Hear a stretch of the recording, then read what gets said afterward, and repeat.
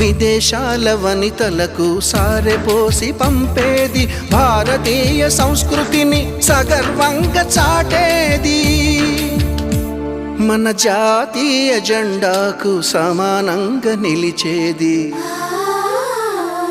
చీరలోని గొప్పతనం తెలుసుకో, ఈ చీర కట్టి ఆడతనం పెంచుకో. సింగారమనే దారంతో చేసింది చీర, ఆనందమనే రంగులనే అద్దింది చీర, మమకారమనే మగ్గంపై నేసింది చీర. చీరలోని గొప్పతనం తెలుసుకో,